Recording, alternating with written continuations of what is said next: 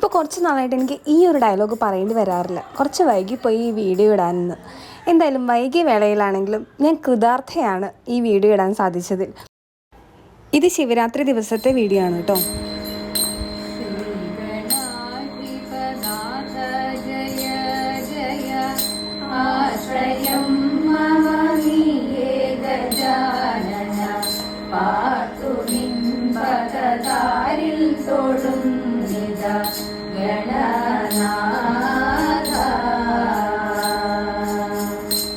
നമുക്ക് നമ്മുടെ സ്വന്തം എന്ന് പറയാൻ വേണ്ടിയിട്ട് 2 അമ്പലമുണ്ട് കേട്ടോ. ശാസ്താവിൻ്റെ അമ്പലം, ശിവൻ്റെ അമ്പലം.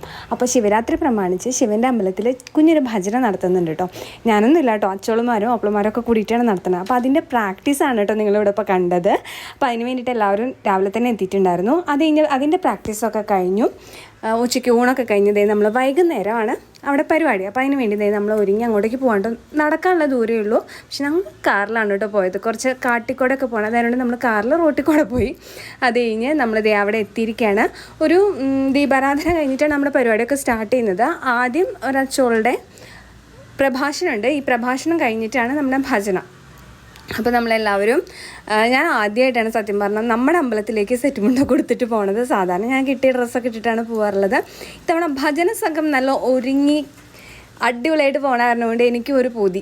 അതുകൊണ്ട് ഞാൻ സെറ്റ് മുണ്ടൊക്കെ കൊടുത്തിട്ട് പോവുകയാണ് കേട്ടോ. അപ്പം നമ്മളവിടെ എത്തുമ്പോൾ ദീപാരാധന ഒന്നും ആയിട്ടില്ല. വിളക്കൊക്കെ കൊളുത്തി തുടങ്ങിയിട്ടേ ഉള്ളൂ. കുറച്ച് ആൾക്കാരെ ഉണ്ടാവുള്ളൂ, നമ്മുടെ ചുറ്റുമുള്ള കുറച്ച് ആൾക്കാരെ ഉണ്ടാവുള്ളൂ. അപ്പോൾ ആദ്യം പ്രഭാഷണമാണ്. അത് കഴിഞ്ഞിട്ട് ആക്ച്വലി ഭജന ഉണ്ടായിരുന്നു. ഭജന വേറൊരു ഫോണിലാണ് കേട്ടോ നമ്മൾ കംപ്ലീറ്റ് ആയിട്ട് റെക്കോർഡ് ചെയ്തത്. ഈ ഫോണിൽ ഇപ്പോൾ കാണാനില്ല. നമ്മൾ അതിൻ്റെ പ്രാക്ടീസ് രംഗങ്ങൾ നേരത്തെ കാണിച്ചുല്ലോ.